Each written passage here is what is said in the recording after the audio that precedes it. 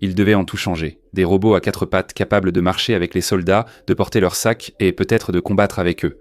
Big Dog, LS3. Vraiment? Quoi de neuf, Big Dog? LS3 Spot. Comme le chien Spot.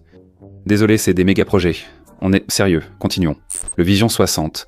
Des noms qui promettaient d'un avenir où des chiens métalliques prendraient dans le poids, le risque et les balles.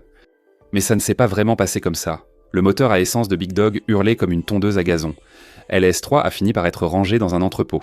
Spot a fini comme outil d'inspection, et le Vision 60 a passé plus de temps à surveiller des clôtures qu'en plein combat. À l'étranger, la Chine exhibe des chiens robots rivaux armés devant les caméras. La Russie déguise un jouet grand public, et l'Europe en teste quelques-uns avant de s'en détourner. Pourtant, la fascination n'est jamais morte, car si des pattes peuvent aller là où les roues ne le peuvent pas, alors peut-être, juste peut-être, qu'un jour le chien robotique sortira enfin de la bande démo et tiendra sa promesse dans une version ultime de Black Mirror. Les premières années. L'histoire commence en 1981 lorsqu'un certain Mark Reiber, alors professeur associé en informatique et en robotique à l'université Carnegie Mellon, fonde le LAJ Laboratory, une institution sur place dédiée à repousser les limites de la robotique, une technologie qui, à l'époque, était pour le moins primitive. Là-bas, il a créé des objets tels que le sauteur à une jambe en 3D, conçu pour tester l'équilibre des robots. Et bien sûr, nous serions les premiers à admettre qu'aujourd'hui, de tels robots ne font pas vraiment monter l'adrénaline, mais à l'époque, c'était une avancée majeure, car même des capacités aussi simples relevaient presque exclusivement de la science-fiction avant leur création. Plus important encore, leur succès a motivé Raymond à quitter son travail et créer une entreprise pour développer ses idées. Et eh bien, l'année était 1992. Cette entreprise, vous la connaissez peut-être, Boston Dynamics. Au départ, elle ne fabriquait pas encore de chiens robots ni d'humanoïdes. Elle développait des logiciels et restait à flot en créant des outils de simulation pour l'armée américaine, comme DIGI, permettant de peupler des environnements d'entraînement avec des humains virtuels se déplaçant de façon réaliste. Ces premiers contrats de simulation ont permis à l'entreprise de survivre, mais Reiber a toujours été obsédé par la robotique réelle, pas par les pixels à l'écran. À la fin des années 90, Boston Dynamics se tourne vers les machines à pattes, créant de petits prototypes tout-terrain pour prouver que leur code fonctionne hors du laboratoire. Des projets de la DARPA et des partenariats avec la Concorde Field Station de Harvard pour la biomécanique et le JPL pour la vision ont ouvert la voie. De ce mélange d'expériences en simulation et de mécanique inspirée des animaux est né Big Dog. Anatomie d'une bête robotique. Mais une question se pose, qu'était réellement Big Dog? Eh bien, pour faire simple, ce qui est sorti de l'atelier de Boston Dynamics, c'était un châssis trapu perché sur 4 pattes articulées, avec un bruit de moteur 2 temps qui rappelait vaguement celui d'un souffleur de feuilles. Son corps mesurait environ 1 mètre de long, 75 cm de haut et pesait déjà 110 kg avant tout équipement, soit la taille d'une bonne glacière de week-end. Donc en effet, Big Dog. Et pour plus de détails sur le moteur, ce petit moteur 2 temps avait un seul cylindre et produisait à peine 15 chevaux à l'arbre lorsqu'il tournait à plein régime, soit 9000 tours par minute. Et de façon agaçante, nous n'avons trouvé nulle part la cylindrée de ce moteur. Désolé pour ça. Cependant, pour vous donner une idée, la puissance le place à peu près au même niveau qu'un petit moteur hors bord. Pensez à quelque chose comme un Suzuki DF TF50A ou une tondeuse autoportée. Ça ne semble pas énorme, on le sait. Et pour être honnête, objectivement, ce n'est pas beaucoup, mais le contexte est essentiel. Et ici, le contexte, c'est que le moteur du Big Dog était relié à une pompe hydraulique, qui envoyait un fluide à haute pression dans les jambes, où une forêt de pistons et de valves faisait tout le travail, si vous voyez ce que je veux dire. Le moteur devait simplement faire circuler le fluide. Et ici, le mot « jus » est à prendre au sens propre comme au figuré, car le moteur était aussi relié à un générateur pour alimenter ces systèmes électriques. Nous citerons aussi notre source d'énergie des systèmes d'alimentation des robots mobiles, revue systématique et comparaison d'efficacité. C'est un article de 2023 de Tadeusz Michalowski et d'autres, parce que honnêtement, il nous a fallu des heures pour trouver ce minuscule détail sur la conception de Big Dog, et on veut montrer à quel point on est allé loin pour ça. Je vous en prie. Pour revenir au sujet et aussi pour être plus précis que simplement dire qu'il y avait plein de pistons et ce genre de choses, le cœur du système, c'était 16 actionneurs hydrauliques. Ils sont tous responsables de ce mouvement animalier si étrange. On injecte plus de fluide hydraulique et il bouge dans un sens, on en retire et il bouge dans l'autre. Badabing, badaboum, Big Dog bouge. Mais comment savait-il quoi faire ? Cela était dû au grand nombre de capteurs, gyroscopes et accéléromètres surveillant le tangage et le roulis. Des cellules de charge pour mesurer exactement la force exercée par chaque membre, des interrupteurs de contact pour confirmer chaque pas, et des caméras stéréo assistées par un laser de balayage qui cartographie les prochains mètres du chemin devant lui. Et bien sûr, tout cela était relié à un ordinateur pour faire le traitement, Boston Dynamics ayant installé une pile d'unités PC 104 robustes qui recevaient les données et envoyaient en temps réel des commandes aux valves hydrauliques. Une moitié du cerveau travaillait à une vitesse fulgurante juste pour que les jambes fassent ce qu'on leur demandait, tandis que l'autre moitié anticipait, calculant où le prochain appui devait se poser et ajustant l'allure en temps réel. C'était de façon rudimentaire la même division que fait votre cerveau lorsque vous descendez un escalier sans y penser. Et il ne s'agissait pas seulement de rester debout. Big Dog pouvait marcher au pas rampant, levant une patte à la fois, ou trotter comme un cheval avec les pattes opposées en diagonale, ou encore bondir par petites rafales sur un terrain dégagé. Il pouvait grimper des pentes de 35 degrés, marcher dans la neige ou traverser des ruisseaux peu profonds sans difficulté. Habituellement, des prototypes ultérieurs montraient même un bras manipulateur monté sur le corps, qu'un ingénieur de Boston Dynamics utilisait avec enthousiasme pour lancer un parpaing à travers un atelier, prouvant que les jambes du robot offrèrent une plateforme suffisamment stable pour une force brute sérieuse. En chiffres bruts, il pouvait transporter environ 150 kg de matériel, ce qui, si vous voulez savoir à quoi cela correspond réellement, représente à peu près 40 fusils M16. Si vous pensiez que les jambes de Big Dog étaient trop frêles pour porter ces charges, ce n'était pas le cas. Elles étaient très élaborées, avec des ressorts et des amortisseurs intégrés dans les articulations pour que le robot puisse emmagasiner et libérer de l'énergie en marchant, imitant la façon dont les tendons rebondissent à chaque pas. Les pieds étaient simples mais efficaces. Des coussinets plats munis de capteurs détectaient le contact au sol et offraient assez d'adhérence pour que Big Dog se déplace sur glace, boue ou gravier sans paraître trop ridicule. Un système vraiment ingénieux. Au moment où un pied s'enfonçait plus que prévu ou qu'un rocher glissait sous la pression, le robot le savait instantanément et s'ajustait en conséquence.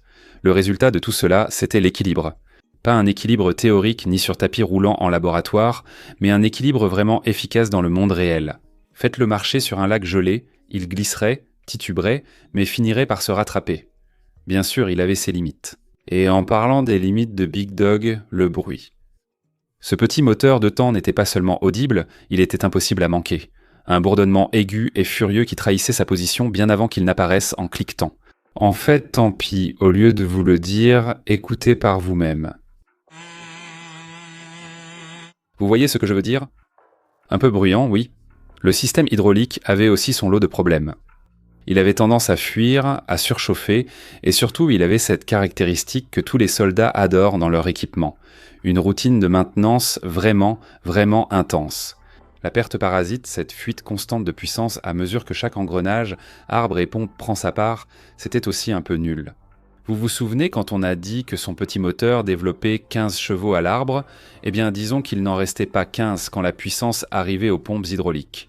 Mais malgré ses défauts, dans son concept de base, ça fonctionnait totalement. Le cadre anguleux, les jambes à piston, l'enchevêtrement de capteurs et câbles. C'était laid, bruyant et capricieux, mais cela a prouvé quelque chose que personne n'avait vraiment réussi à faire auparavant. On pouvait construire un chien robot qui marchait, trébuchait, glissait et se rétablissait dans le monde réel. Il n'avait pas besoin d'un sol parfait, d'une attache au plafond ni de conditions de laboratoire strictes. Il lui suffisait d'avoir du carburant dans son réservoir, du liquide dans ses veines et un bout de terrain accidenté pour faire ses preuves. C'était un démonstrateur technologique, donc quelques défauts restants n'étaient là pas graves.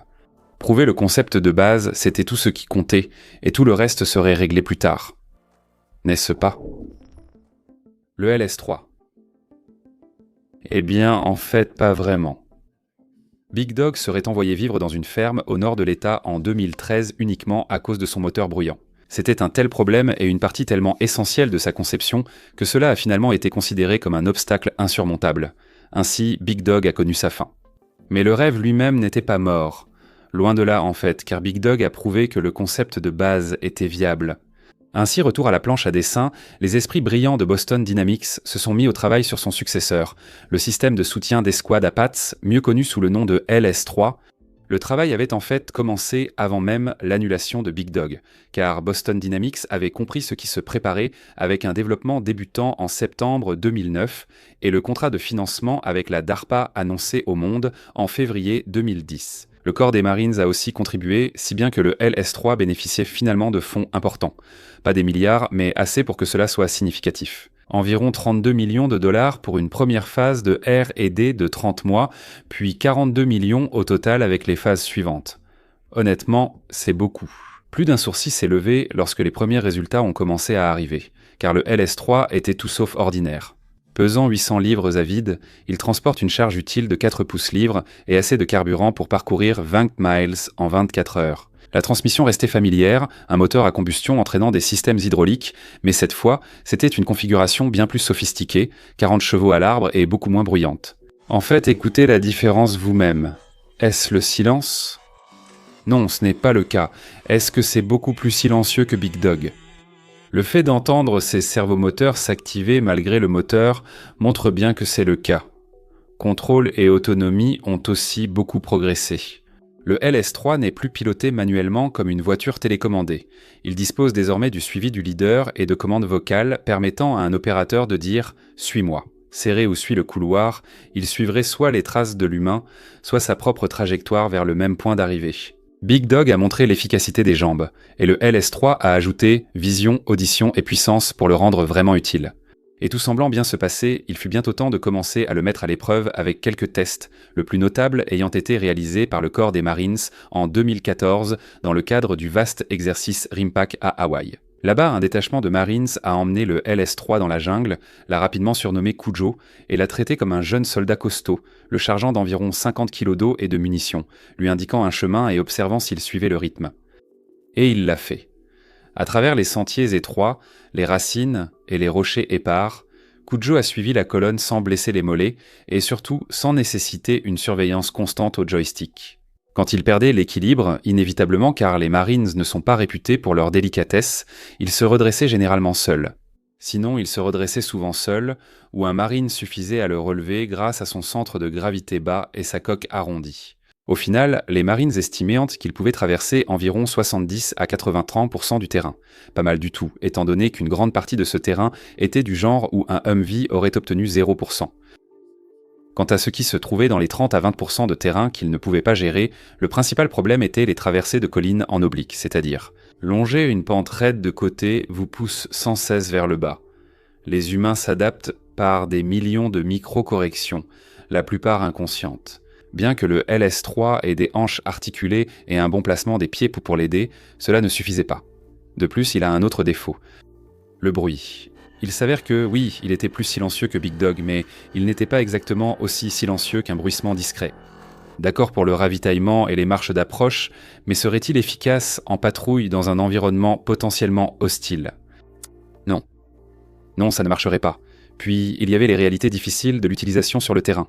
Quand il tombe en panne, ce qui arrive à toutes les machines, comment réparer un robot de 360 kg isolé sur une crête, sans atelier ni pièces détachées ?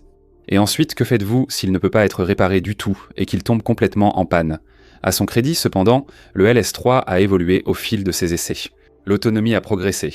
Le mode suiveur est plus efficace en terrain boisé et les commandes vocales sont plus réactives. La DARPA défendait aussi son projet, avec le responsable du programme jurant que le LS-3, bien que pas silencieux, était plus discret que n'importe quelle machine à moteur à combustion interne, pertinente sur le plan tactique.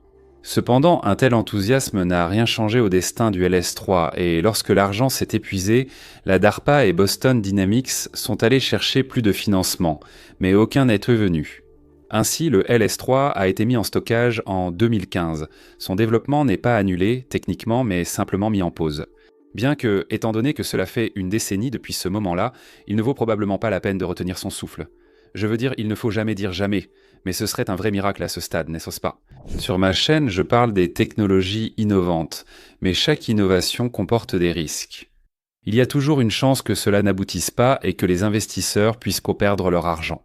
Quand il s'agit de mon argent, je veux minimiser les risques sans renoncer à de bons rendements. C'est pourquoi aujourd'hui, je veux vous parler d'une plateforme d'investissement appelée Mintos. Mais d'abord, démystifions deux idées reçues courantes sur l'investissement. Mythe numéro 1. Les actions sont le seul moyen de faire croître régulièrement votre épargne, mais elles sont volatiles. L'indice américain S&P 500 subit de fortes baisses chaque année et en 2025, il a chuté de près de 19% avant de se redresser. Cela peut être stressant et amener de nombreux investisseurs à commettre des erreurs coûteuses. Mythe numéro 2, les actifs à revenus fixes sont compliqués et pas destinés aux investisseurs ordinaires. En réalité, investir dans le revenu fixe est plus facile que vous ne le pensez. Le marché européen des investissements alternatifs de détail a presque doublé en seulement 5 ans. C'est là que Mintos entre en jeu. Mintos est une plateforme facile à utiliser qui vous permet d'investir dans des prêts, des obligations et de l'immobilier en seulement quelques clics. L'objectif est simple. Gagner un revenu régulier sans dépendre des hauts et des bas du marché boursier et diversifier votre risque. Les prêts sur Mintos ont offert un rendement net annuel moyen de 8,8% depuis 2015, ce qui est supérieur à un compte d'épargne. Mintos a été fondé en 2014 et compte plus de 700 000 investisseurs à travers l'Europe, gérant plus de 800 millions d'euros d'actifs pour les investisseurs. Commencez à investir avec seulement 50 € et optez pour une gestion entièrement automatisée ou prenez le contrôle total. Pour recevoir un bonus de bienvenue exclusif, scannez le code QR ou cliquez sur le lien dans la description. Puisque faire fructifier votre argent est simple, investissez dès aujourd'hui avec Mintos. Le cousin plus discret, Spot. Mais alors que le LS3 comme Big Dog avant lui s'est peut-être révélé être beaucoup de bruit pour rien, Boston Dynamics n'en avait pas encore fini. Le problème flagrant du bruit leur était en fait connu assez tôt, et donc au milieu des années 2010, ils ont commencé à développer la solution évidente. Spot, un robot quadrupède alimenté par batterie, offrant ainsi un fonctionnement silencieux.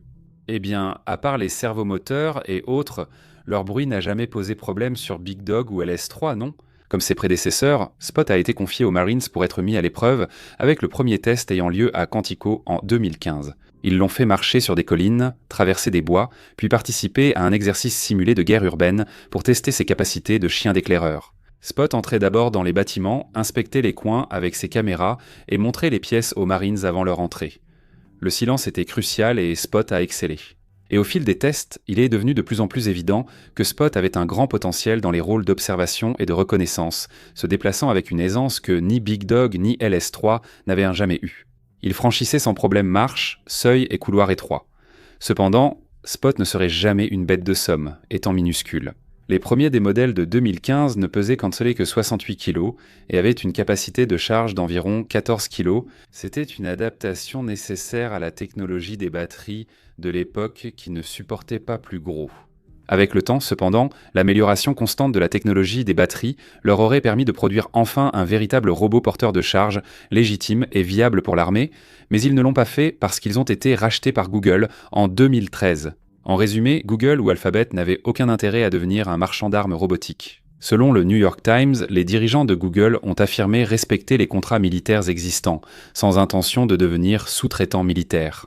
Ainsi, Spot marquerait la limite de l'implication de Boston Dynamics dans le militaire, étant vendu aux armées uniquement pour des missions de détection, logistique et inspection. Il est arrivé sur le marché en 2020, leur tout premier produit disponible commercialement, d'ailleurs, et les prix commençaient à 75 000 $ américains pour le modèle Explorer de base, et pourraient apparemment atteindre jusqu'à 200 000 $ si vous ajoutez un bras robotisé et quelques autres options. Les civils peuvent également l'acheter librement, et en fait, Spot a rencontré un certain succès à cet égard. Hake HBB envoie Spot patrouiller sur la plateforme offshore Scarf pour détecter les fuites de gaz, lire les jauges et diffuser des vidéos thermiques, évitant ainsi que des humains s'équipent. Le parc archéologique de Pompéi emploie aussi Spot pour cartographier des tunnels instables et des ruines dangereuses pour le personnel. Sur les grands chantiers, des entreprises comme Hans Ansel Phelps utilisent ces outils pour scanner le site, suivre l'avancement et détecter conflits et erreurs avant qu'ils ne soient enfouis dans le béton. Les robots chiens armés. La perte de Boston Dynamics a cependant fait le bonheur de Ghost Robotics.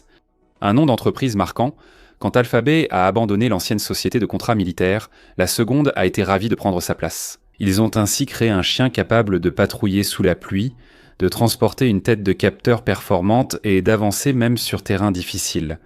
Mais ce n'était pas un simple robot de charge, car il était armé. La plateforme s'appelait Vision 60. Imaginez un châssis de 50 kg pouvant marcher 3 heures sans pause ou rester en veille. 20 heures alimenté par batterie et assez rapide pour trotter à 3 mètres par seconde pour réduire la distance. C'est du métal noir terrifiant. Côté puissance de feu, il n'est pas toujours armé. En fait, c'est essentiellement un spot avec la possibilité d'être armé. Mais quand cette option est choisie, c'est généralement un fusil classique de quelque sorte. L'exemple le plus proche étant le Spur, ou fusil sans pilote à usage spécial de Sword International. Fusil à silencieux, alimenté par chargeur, monté sur une selle stabilisée à queue panoramique fixée sur les rails de charge utiles du chien. Il est chambré en 6,5 Creedmoor pour un tir tendu et une grande portée, avec une option en 7,62-51 autant si la logistique prime sur la balistique. La portée efficace annoncée atteint 1200 mètres avec un système de visée jour et nuit. Cependant, ce que Vision 60 n'a pas, c'est l'autonomie. Aucun mode de tir autonome, quel qu'il soit. C'est une arme télécommandée sur pattes. Rien de plus exotique que ça. La plupart du temps, de toute façon, comme on dit, l'arme reste essentiellement la tête capteur. C'est avant tout une plateforme de reconnaissance. L'US Air Force l'a mise à l'épreuve en septembre 2020 à la base aérienne de Nellis, où un Vision 60 a trotté à travers une base simulée austère dans le cadre des expériences d'installation future de l'armée. Ils ont apprécié ce qu'ils ont vu, et la base aérienne de Tyndall en Floride a donc reçu les premières unités pour les patrouilles quotidiennes du 325e escadron des forces de sécurité. Ce n'était pas une simple démonstration, mais une mission de garde. L'Air Force les voyait comme des yeux et oreilles supplémentaires pour assurer les rondes longues et dangereuses à la place des aviateurs. Ensuite, ils ont été envoyés sur d'autres bases, pour essais et intégration. Ce n'était pas prestigieux, mais cela restait une utilisation réelle, bien que limitée. Nous n'avons pas de chiffres précis sur les achats. Seuls 4 ont été repérés à Tyndall, 1 avec la Garde nationale de l'air et quelques autres sur d'autres bases. Ajoutez au fait que Ghost Robotics eux-mêmes admettent librement n'avoir vendu qu'environ 450 unités au total, il est logique que le déploiement ait été limité. Comme évoqué à propos des yeux et des oreilles, l'armée de l'air n'a pas non plus acheté de variante armée, bien que l'armée américaine reste enthousiaste pour ce type de capacité. Au contraire, les forces armées tentent depuis des années de combiner armes et robots, mais surtout sur chenilles ou roues, rarement sur pattes. La première véritable tentative a été Swords en Irak en 2007, un châssis de déminage talon avec soit une mitrailleuse M240, soit une M249 montée dessus. Il semblait convaincant et a été brièvement déployé, mais retiré à cause de doutes sur sa fiabilité et sa sécurité sans jamais tirer en combat. Son remplaçant, le système d'armes robotiques modulaire Mars, a conservé la même idée. Un robot trapu à chenilles armé d'une mitrailleuse M240 ou d'un lance-grenade de 40 mm muni de nombreux dispositifs de sécurité, de verrous et d'interrupteurs, évitant tout tir accidentel ou retournement contre l'opérateur. Les Marines l'ont testé à 29 Palms, c'est passé dans les journaux, puis il a de nouveau disparu dans les hangars d'essai. Puis il y a le programme de véhicules de combat robotisés. La version légère est équipée d'une station d'armes télécommandée de 7,62 mm ou de missiles Javelin. La version moyenne est un prototype doté d'un canon de 30 mm sans. Tous deux sont en phase d'essai, ressemblent à des véhicules de combat d'infanterie, miniatures, sans équipage, et partagent le même problème que les autres robots armés. Ils fonctionnent très bien sur terrain plat, puis ont constamment besoin d'être assistés dès que le terrain devient difficile. Est-ce que ces efforts aboutiront, ou finiront-ils simplement comme un autre LS-3 ? Une idée apparemment excellente qui s'effondre complètement. Au final, seul le temps nous le dira. Effort à l'étranger. Les États-Unis ne sont pas seuls à tester des robots à pattes. Quand les quadrupèdes ont montré qu'ils pouvaient autant garder l'équilibre et marcher sur terrain difficile, les armées ont commencé à s'y intéresser. Avec enthousiasme, la Chine, par exemple, s'est lancée à fond, ses efforts culminant avec la présentation du Howling Sky 350 en janvier 2022, ou comme il a été surnommé par les médias locaux et repris dans la presse étrangère le Yak mécanique. Présenté comme le plus grand robot quadrupède du monde, sans preuve concrète dans les sources chinoises. En ce qui concerne les dimensions, le Yak mécanique peut apparemment transporter une charge de 350 livres, ce qui le place légèrement en dessous des capacités du LS-3. Et avec un système de commande reposant sur 12 servomoteurs hydrauliques, il peut marcher en diagonale, tourner sur place, sprinter et même sauter si nécessaire. Des images de Mongolie intérieure montrent la machine gravissant des marches, franchissant tranchées et escarpements, puis avançant dans la boue, la prairie, le désert et la neige. Quant à savoir si elle est réellement déployée ou non, impossible à dire. Elle a été développée de manière indépendante. Par la China Electronics Technology Group Corporation, et même si cela laisse entendre une certaine possibilité, puisqu'il s'agit d'un important fournisseur de défense, nous n'avons rien trouvé qui évoque son adoption. Donc pour l'instant, provisoirement, considérez-le comme un LS-3 dont le sort reste à déterminer. Ils ont aussi essayé un chien armé, puisque lors des exercices conjoints Golden Dragon avec le Cambodge en 2024 CCTV, un grand média chinois a fièrement Le nom c'est bien choisi, n'est-ce pas? Ils ont présenté fièrement 2 robots quadrupèdes marchant avec l'infanterie. L'un, un chien de reconnaissance légèrement plus grand qu'un épagneul, portait caméra et capteur sur son dos. L'autre était un chien de combat plus lourd, pesant près de 50 kg avec un fusil type 95 fixé sur une tourelle orientable sur son dos. Dans la diffusion, les soldats pilotaient les robots avec des manettes, tandis que le chien armé inspectait les portes et tirait devant les caméras. Les commentaires chinois sur l'exercice étaient clairs. Elles montraient comment les quadrupèdes pouvaient nettoyer les couloirs, fournir un appui-feu rapproché et explorer des zones urbaines étroites avant l'arrivée des humains. Au final, nous n'avons rien trouvé de spécifique dans les médias chinois ou de Pékin sur un réel déploiement. Il y a aussi eu le loup mécanique.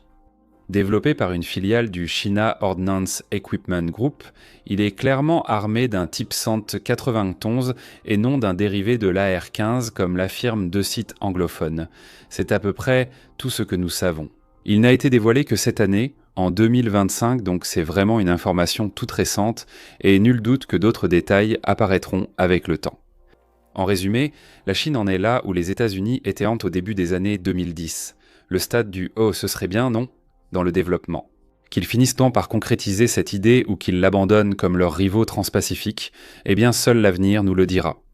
La Russie s'y est essayée aussi, même si ses efforts ont été un peu plus limités. Leur tentative a été dévoilée lors de l'Expo Army 2022 à Moscou. Le M81 Robodog et oui, c'est bien un lance-roquette RPG sur son dos, plus précisément un RPG Vanta-6.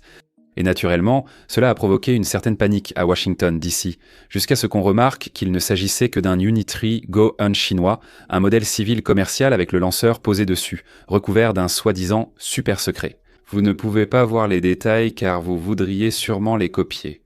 Pour reprendre une expression, c'était beaucoup de bruit pour rien. Les voisins européens de la Russie ont tenté, mais sans effort vraiment substantiel d'après nos lectures. En 2021, par exemple, la France a testé notre vieil ami, le Spot de Boston Dynamics, en le soumettant à des essais à l'Académie de Saint-Cyr, dans un rôle de reconnaissance dans des espaces restreints. Malheureusement pour les finances de Boston Dynamics, la France a opposé un non ferme, puisqu'il n'y a eu aucun rapport indiquant que le pays est passé commande par la suite. C'est à peu près la même chose pour l'Allemagne aussi. En septembre 2024, la Bundeswehr a acheté 4 Vision 60 pour des essais. Ils étaient explicitement non armés et destinés à la reconnaissance, au soutien au déminage et à l'entraînement. Encore une fois, les Allemands ont refusé. Après les essais, aucune mention d'utilisation n'a suivi, suggérant qu'ils n'ont pas poursuivi l'acquisition. Donc pour résumer, la Chine s'y investit sérieusement et pourrait bien aller jusqu'au bout. La Russie aimerait faire de même, mais c'est la Russie, alors bonne chance à eux. D'autres puissances ont envisagé l'idée, mais n'y ont pas vu assez d'intérêt pour avancer sérieusement. Très bien, où en sommes-nous? Après 20 ans de battage médiatique, les chiens robots n'ont pas redéfini le champ de bataille. Big Dog et LS3 ont montré que les pattes fonctionnaient, mais que le bruit était un obstacle. Spot a montré que 4 pattes et une silhouette élancée sont pratiques dans les cages d'escalier et les couloirs, mais qu'une charge utile de 13 kg signifie que toute capacité de type mule est tout simplement hors de question.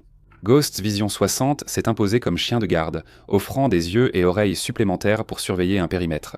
La Chine mise sur la propagande et des robots massifs, yaks et chiens armés, mais leur avenir reste incertain. La Russie a défilé avec un jouet chinois en cosplay. L'Europe a testé quelques unités puis est repartie chez elle. Cela ne veut pas dire que c'est fini. Les batteries continuent de s'améliorer, les capteurs deviennent de plus en plus petits et les coûts baissent à mesure que des entreprises comme Unitree expédient des châssis bon marché en grande quantité. La mule robotique ou le chien robot armé pourraient bien devenir des éléments majeurs des guerres du futur proche. Après tout, il n'a pas fallu longtemps pour que les drones deviennent des acteurs majeurs, n'est-ce pas? Il y a 10 ans, leur situation se résumait à de gros modèles coûteux dans les principales armées. Regarde, ces cinglés de Daesh attachent des bombes dessus. C'est dingue, non? Et maintenant, il y en a partout, bordel. Comment diable allons-nous gérer ça? Peut-être que les chiens robots connaîtront un bond similaire en termes de capacité et d'utilité. Peut-être que non. Seul le temps le dira. S'ils ne le font pas, ils resteront coincés dans l'adolescence. Trop bruyants, faibles, chers gadgets.